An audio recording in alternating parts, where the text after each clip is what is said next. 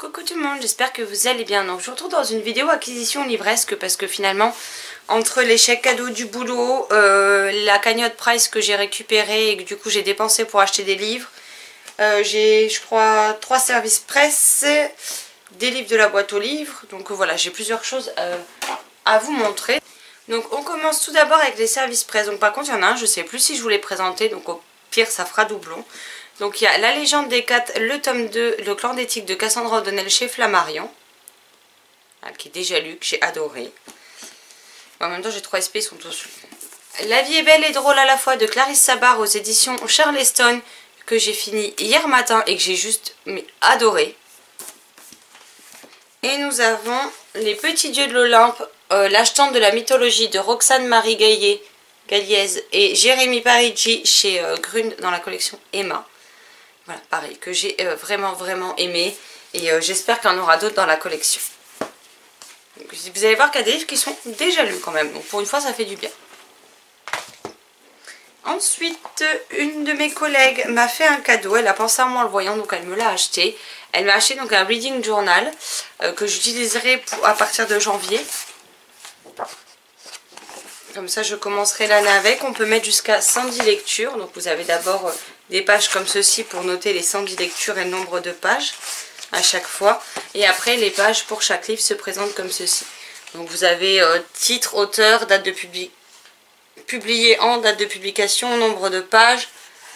Là le numéro de page pour répertorier au début et savoir à quelle page c'est l'avis. La date de début, la date de fin de lecture, une citation. Si c'est un livre acheté, emprunté, les notes sur 5. Comment je me suis ressentie après cette lecture. Qu'est-ce qu'elle m'inspire et à qui je le recommande. Donc voilà, donc, il sera mis à profit dès la première lecture de janvier.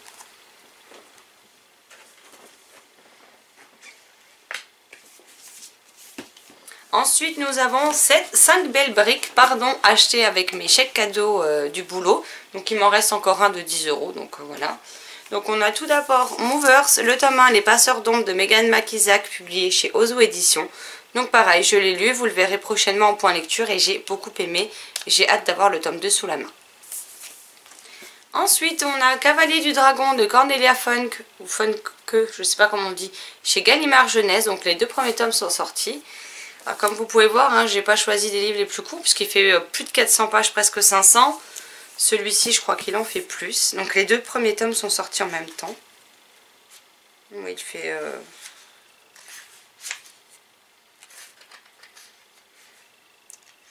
507 pages et il y a en tout 57 chapitres. Donc au moins ça va, les chapitres sont pas trop longs. Une autre bricasse, Le Renard et la Couronne de Yann Fastier chez Talent Haut Édition. Qui là pareil est une sacrée brique de environ 540 pages. Je vais poser ça. Ensuite nous avons Timeless, le tome 1, Diego et les Rangers du vaste Atlantique, je vais y arriver, de Armand Balthazar chez Bayard. Donc aussi une belle bricasse, mais celui-ci il y a beaucoup d'illustrations. Donc je pense que c'est un livre qui devrait quand même assez vite se lire. Il y a aussi sur les pages d'écriture des illustrations. Il y en a qui sont un peu plus grandes, j'essaie de vous trouver les pages correspondantes. Voilà, mais comme vous pouvez voir à toutes les pages plus foncées, c'est toutes des illustrations qui font 1 voire 2 pages et il me fait très envie. En plus c'est une couverture en hardback et il fait, donc ça c'est les remerciements, il fait grosso modo 630 pages. Et le dernier achet avec les chèques cadeaux, Mortel Engine, je sais pas comment on dit, le tome 1 de Philippe Rive chez Gallimard Jeunesse. Donc c'est la jaquette, mais je préfère la couverture en dessous. Qui est comme ceci, avec le dos en rouge et la 4e comme ça. Donc il y a déjà 2 tomes sortis, je sais plus en combien de... Je crois qu'il y a 4 tomes en tout, mais il y en a 2 qui sont ressortis là chez Gallimard dans ce format-là. Et j'aime beaucoup cette couverture. Donc, voilà. Donc celui-ci c'est pareil. Il fait... Celui-ci c'est le plus court de tous. Et il fait 388 pages. Après voilà, c'est des livres qui me faisaient très envie. J'ai marché au feeling. Je savais que je voulais à tout prix Timeless. Et après le reste, je me suis laissée porter dans le magasin au gré de mes envies et au gré de ce qui me faisait envie à ce moment précis. Donc voilà. Ensuite...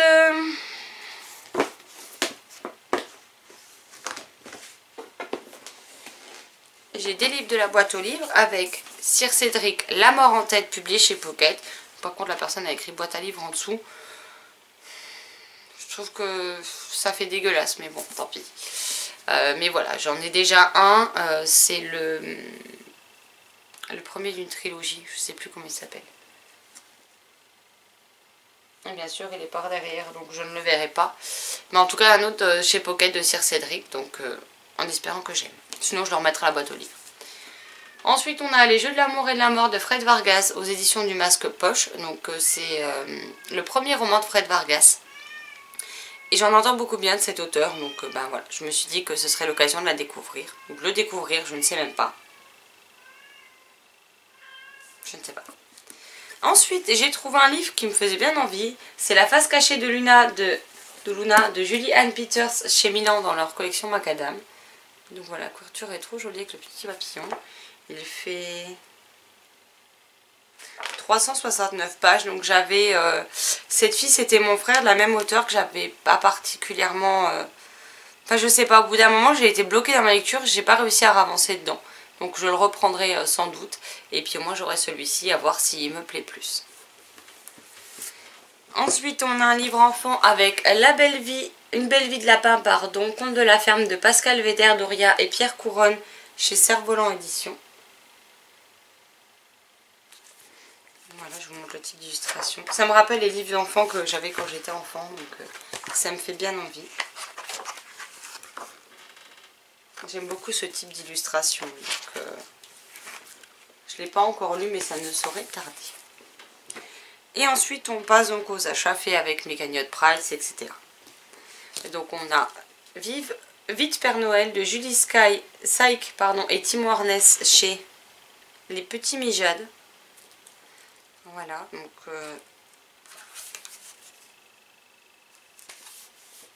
donc celui-là, il va être lu tout à l'heure. Hein, mais il me faisait bien envie, donc voilà. Et Si les chats disparaissaient du monde de Genki Kawamura chez Pocket. Donc il est assez court, il fait 165 pages, quelque chose comme ça. Et donc là c'est l'histoire d'un homme qui a 30 ans, qui apprend par le médecin qu'il est condamné, qu'il lui reste que quelques semaines à vivre. Et il va passer un pacte avec le diable et pour chaque chose qu'il disparaît de la planète, il gagne 24 heures. Donc ça peut être les montres, les téléphones, etc.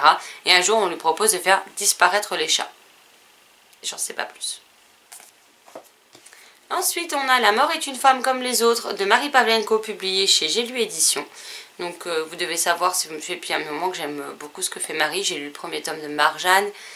J'ai La fille sortilège dans ma palle. J'ai lu les 2 tomes de Zombies Arby, dont j'attends le tome 3 avec impatience. J'ai le tome 2 de Marjane encore. Et voilà, c'est une auteure que j'aime beaucoup. Celui-ci fait 220 pages à peu près. Bon, ça reste écrit gros pour du poche, hein. Mais je pense qu'il va être vite lu celui-ci. Ensuite, on a Les Loups-garous de Tierceleux, le tome 1. Lune rousse de Silène Edgar et Paul Béand, pardon, chez Castelmore. Donc de Nat, les passions d'Aélie, m'en a énormément parlé. Il m'a dit que c'était trop bien, que c'était super addictif. Donc voilà, il fait un peu plus de 300 pages et à voir si j'aime. Et là, c'est 2 livres qui vont me permettre de finir des sagas. Alors normalement, je n'achète plus en avance les tomes, enfin longtemps en avance. Mais là, c'est vrai que ce sont 2 sagas que j'ai envie de finir en début d'année 2019. Donc peut-être pas sur janvier, mais janvier, février, mars ou plus tard. Et j'en suis à chaque fois dans le tome 3. Donc j'ai envie de reprendre. Donc on a Le Pays des Contes, le tome 6 de Chris Colfer qui se nomme La collision des mondes chez Michel Lafon. J'aime beaucoup cette couverture. Et j'aime beaucoup cette saga et j'ai vraiment hâte de me replonger dedans. Donc ce sera bientôt une saga terminée. Surtout que c'est des livres qui se lisent très vite. Et là c'est une série, donc comme je vous en parlais, alors je pensais que le VO c'était en anglais, mais en fait le VO c'est en espagnol ou portugais, je ne sais plus. De cette série, donc il y a 12 tomes. Mais en France on nous l'a divisé en 2 séries de 6 tomes.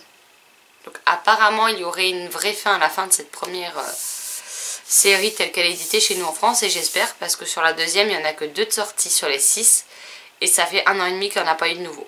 Donc j'ai un gros doute que la série soit poursuivie. Et donc nous avons Les Princesses du Royaume de la Fantaisie, donc le tome 6, La Reine des Songes de Théa Stilton, publié chez Albin Michel Jeunesse. Donc je vous ai présenté le tome 3 il n'y a pas longtemps. Donc là on retourne de nouveau sur de l'écriture bleu foncé. On a toujours des cartes devant. On a toujours un rappel des personnages principaux de ce tome. Ça, le livre commence toujours comme ceci. Voilà, vous avez une autre carte d'une autre partie du royaume derrière. Et vous avez toujours un livret couleur de 16 pages à la fin. Voilà.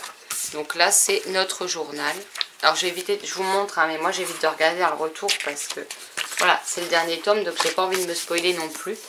Mais j'ai hâte de terminer ce 6e tome, tout comme celui du Pays des Contes. Bon, j'ai encore un gain concours qui doit arriver, mais avec Montreuil, l'éditeur a pris du retard pour l'envoyer, donc c'est pas bien grave, hein, j'attendrai. Même s'il n'arrive pas maintenant, c'est pas grave. Ça me fera une nouvelle série que je compte commencer et finir assez rapidement l'année prochaine. Je vous montrerai ça dès que je le recevrai. Donc je pense que je ferai un unboxing tout simplement. Et j'ai aussi un cadeau de Bérangère de la chaîne Lecture en B pour Noël qui doit arriver. Donc pareil, quand je les aurai, je vous ferai des unboxings. Ça fera des petites vidéos et comme ça...